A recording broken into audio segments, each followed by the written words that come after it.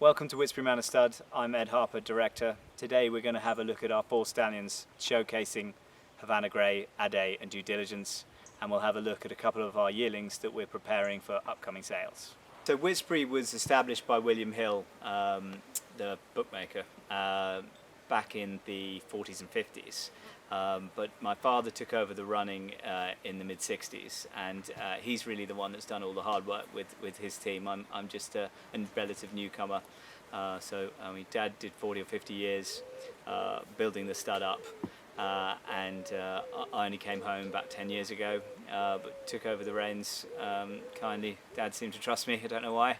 And yeah, we've done our best to build up the broodmare band and stand commercial stallions. It's not easy in the commercial stallion world. There's less and less stallion studs in the country because it's so competitive, and stallions are covering bigger books than they used to. So naturally we need less stallions.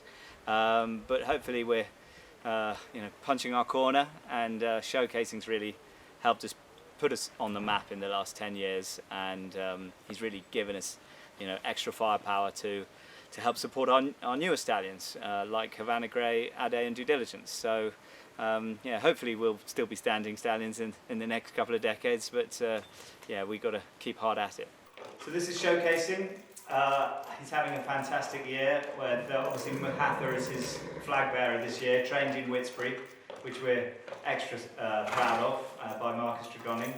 Bubba's holding showcasing. Bubba is stallion man here at Whitsbury. And yeah, Mahatha's win in the Sussex was just something that the whole village was very proud of. It's a bit of a signature win for showcasing. He's had Group 1 winners over sprint distances, but this is his first Group 1 winner over a mile.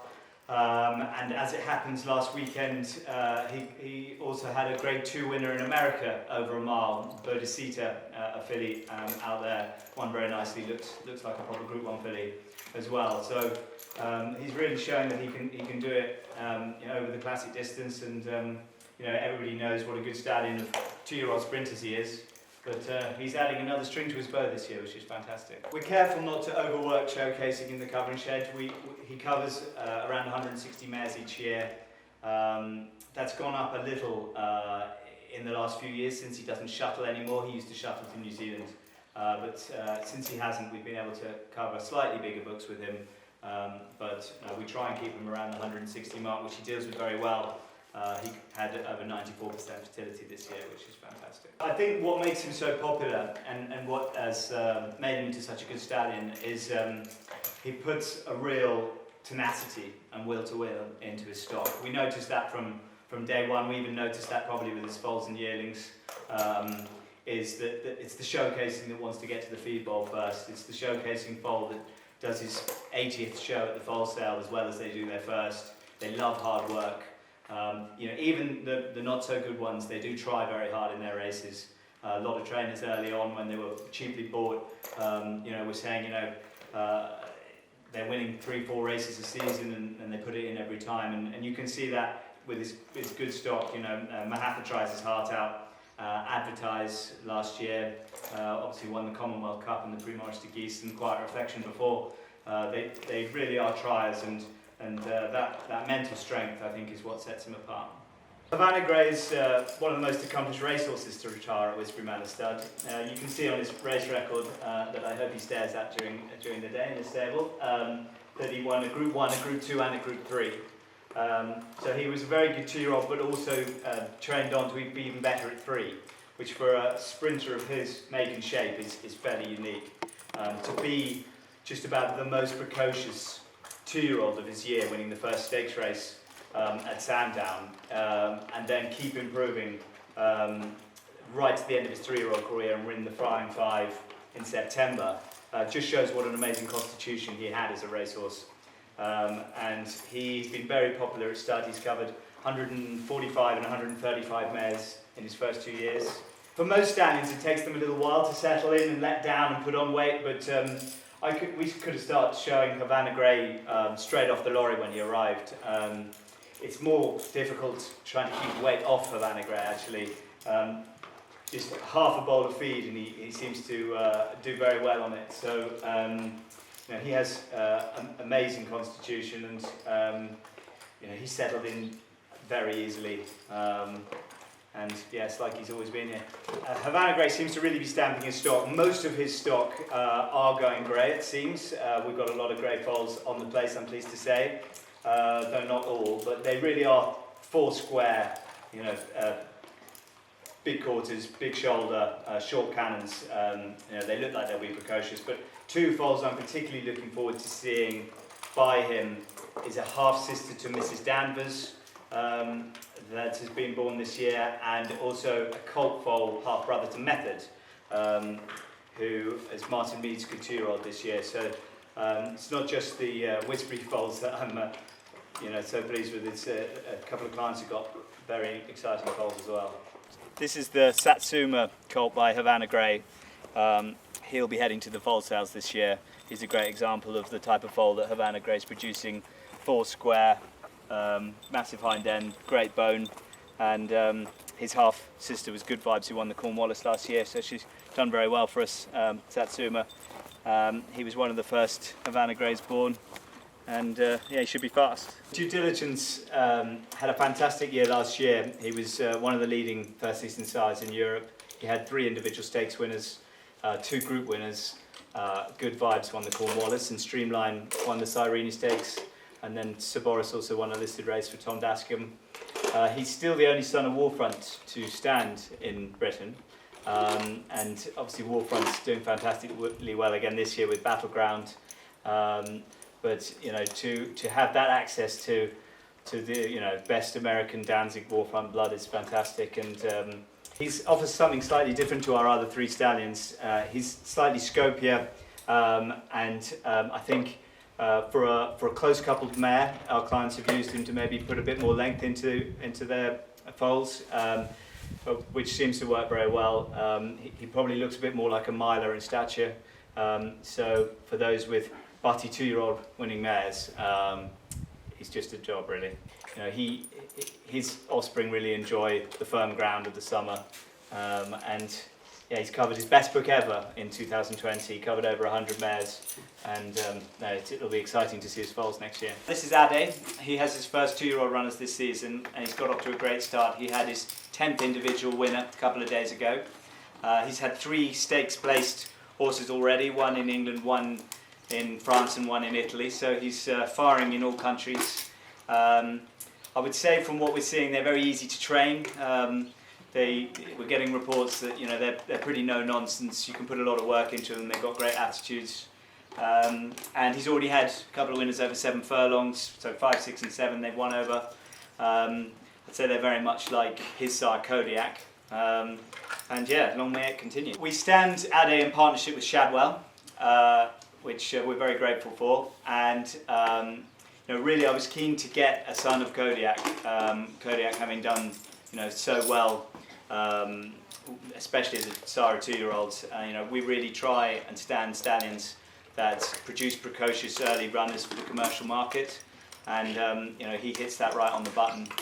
His first foals and first yearling sold very well. He produces a real commercial type of yearling, so he suits our end of the commercial market ideally. So it's a tricky decision, you know, what to sell and what to keep, but really we need a reputation for selling our best stock. So we sell probably 95% or more of the stock that we produce. We've got 3 book 1 horses going to the sales this year, and really the more difficult decision, because we tend to sell just about everything, is whether to sell as a foal or a yearling, and that's a little bit of a finger in the air. Really we sell approximately half our stock as foals and half as yearlings. Deciding which to do with which is, I often get that wrong, but really it's about spreading the stock between the stallions, and you know, halving the workload. So we've just seen 4 yearlings going to 3 different sales. The first yearling filly we saw was the Due Diligence out of Eschk going to Tats Ascot. I love her to bits. She's a first foal. She's Due Diligence out of an Oasis Stream mare. She's very typical of probably what you would see out of a fast Oasis Stream mare, and she's got a great attitude. Really what the sale's looking for. Hopefully fast and precocious. She's all together. You know, you could put a saddle on her now, I would say. So I really like her. And then we showed you the Gokken, out of Dam Fries, who's a bit special and unique. I think he's the only English-bred Gokken going to a sale this year, and he's done fantastically well. He's had 10 individual 2-year-old winners already. And his mother's performed very well. She's bred 2 stakes winners already, so he is a very interesting lot. I hope a lot of people come and see him because he's a nice individual. He'd be early too, a real 5-6 furlong horse. The internationals should really want to get a good look at him. And then we showed you the Book 1 filly showcasing out of Birdkey. She's a full sister to Tasleet, who we bred. So she's a bit special to us because obviously the mare has done fantastically well for us, and she'd be an inch or 2 bigger than her full brother Tasleet at the same stage, but she's got great presence.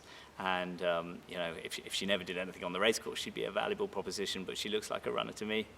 And then lastly, we saw the Adaay filly out of Flighty Clarets going to Goffs UK. She's very, very strong. She'd probably be our heaviest yearling filly. She tips the scale well over 500 kilos at the moment. We've actually had to take the weight off her. But yeah, no, excited to take her to Goffs.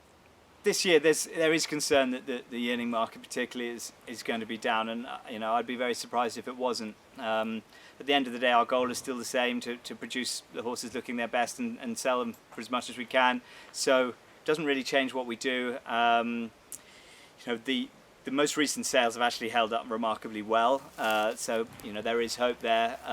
But we will still be taking our stock to the sales and you know, putting realistic reserves on. It's very important to me to be seen as a selling vendor. You know, we probably have a 90% strike rate of selling in the ring, which I think our regular clients appreciate, that we're not wasting their time looking at our stock. So yeah, we'll just have to take our medicine if it comes. The Great British Bonus Scheme couldn't have come at a better time to be able to add value to our fillies that we're taking to the sales will be a massive help. You know, traditionally, the fillies have been harder to sell at the sales, especially at the lower end, and for a £20,000 bonus when they win their races is a huge difference. You can pay for almost a year's training fees with that money. So any trainer or agent worth their salt will be, or should be, looking hard at those fillies. And everybody that has worked on the Great British Bonus Scheme at the TBA and elsewhere have done a fantastic job, and I really welcome it. I'm very lucky. I've got a fantastic team that allow me to really stick in the office and spend most of my time on the telephone, really talking to clients. Stud manager Phil Hayworth, he's been here 7 years now, I think. Really, you know, I trust him to do everything from the horse management side of things. And Broodmare manager Ben Tappenden is in charge of the foalings in the season. We only foal our own mares, but you know, I'm very lucky that I can trust them to get on with it. They don't need me interfering, so I try and stay more on the business side of things. Crikey, ambitions for the next few years, that's a difficult question. Really, in the stallion business, it's to stay in business, and that is our main goal. It is that difficult. You know, the stallions that you want are very hard to come by. When I first came home, my priority was to make a profit and pay the staff and keep solvent. Since luckily showcasing's helped us with that. Now, when I'm thinking about what stallions to stand, it's forefront of my mind is what stallion will allow my clients to keep breeding and selling commercial stock.